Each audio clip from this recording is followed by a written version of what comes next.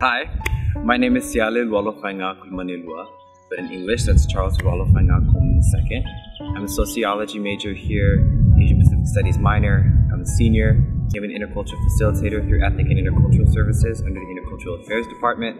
I've been a general member of Isang Bansa, the Filipino club, Hantao, the Chinese club, Nakolea, the Hawaiian club. I joined Delta Sigma Phi fraternity in the spring of my first year.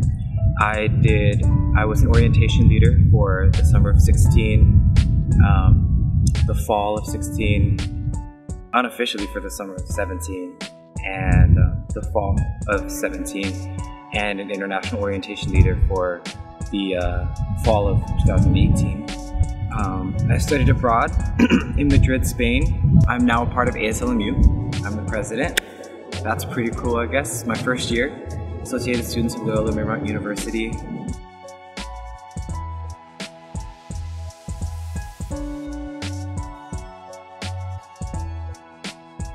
Say yes, be open. That would be my advice. Say yes to every opportunity that comes your way. Try not to think of things so narrowly. A lot of times through what you might hear from others who are in college, or maybe what you might see on the media, it'll portray what college is supposed to be like or what your experience will be like. And in reality, your journey, whether here at another university or college, is what you make it. But it all depends on how ready and welcoming you are for whichever opportunity presents itself to you. Sorority and fraternity life is a huge example, because I know that there are a lot of different stigmas that come along with joining groups that are involved with sorority and fraternity life. But being a part of it, getting to know the people, and especially on this campus, the culture is so different. You really start to realize why it's such an inviting community, and why that opportunity is so attractive to so many different people.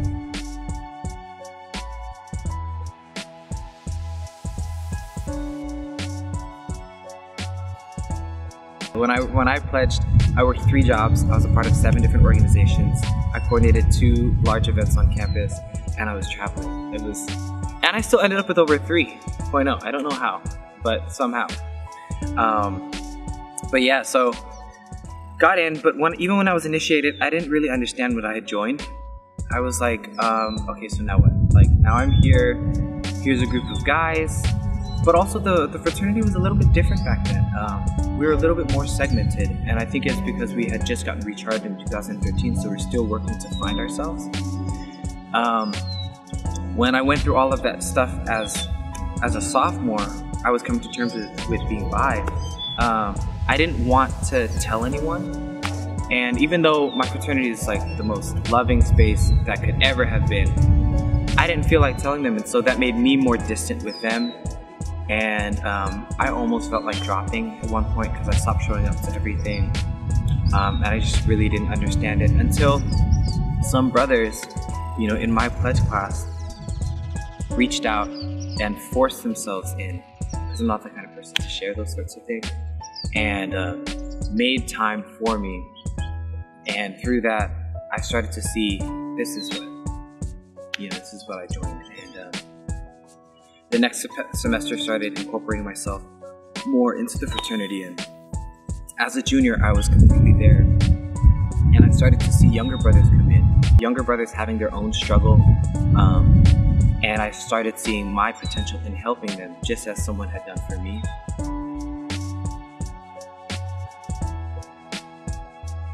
Campus has been the biggest thing that has shaped my experience at LMU. Because it's so specific to LMU. This past year, being the student body president, I've met over 500 different universities across the states. And LMU has a very distinctive culture that's in many ways light years ahead of many other colleges and universities. Not only in terms of its diversity and inclusive efforts, but also the ways in which it embraces its students and it supports them, ups and downs, and sometimes there are low points. For me, that was my sophomore year. You know, I fell into a bit of a depression. I lost 25 pounds. My parents and I stopped talking for a little bit. It was a moment, but that's really where the culture of LMU started to become more and more highlighted to me. There were professors that reached out to help. My mentor at work, Henry Ward, realized that I wasn't showing up, and that's really where I started to fall in love with LMU. It shaped my experience because it humbled me in such a way that a lot of, what I had hoped to do in becoming president this year was not to be put on a pedestal for others to look up to, but rather to be a foundation for others to stand on when they need.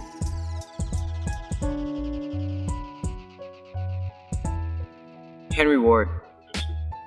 Henry frickin' Ward, who is the Director of Intercultural Affairs and Ethnic and Intercultural Services. He's really the one that took me under his wing when I first got used to the because I wanted to just do so many different things. He was kind of the person to sit me down and say, that's great, but how? And he's like a third parent to me. Honestly, I can call him for advice on anything or to vent. And he's really been great because he knows how to communicate with me. I'm a very straightforward kind of person, and he's like that. Like, he has no problem with saying, look, you messed up on this. You need to do this to move forward. Whereas some people would be like, well, you did okay, and maybe next time, for me that doesn't really resonate. I don't grow that way. And but he's also just been a huge example of male being able to balance the intricacies of masculinity while also expressing vulnerability that's not always innately embedded into that sort of a fabric.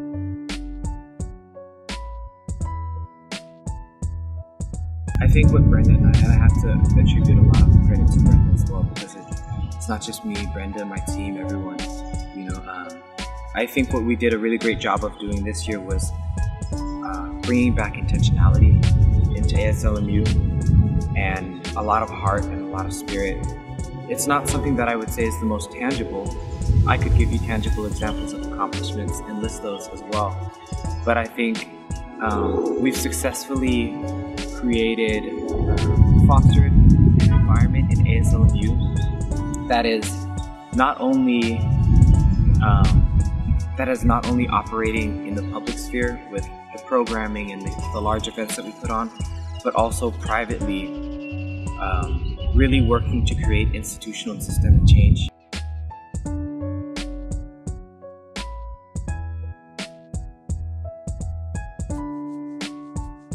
One thing,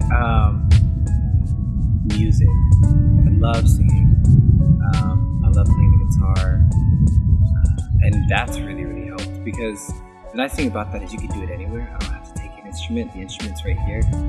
So if I were stressed or whatever, even in the library, I'd just go into a study room and sing. Or I love coming to the chapel sometimes late at night. The acoustics in there are awesome. And just jamming for a little bit. The LMU Fed song. Hear the chapel bells implore us, turn our thoughts to LMU. Sing with us in joyful chorus, hail the crimson and the blue. How do I know that? I don't even know. Yeah.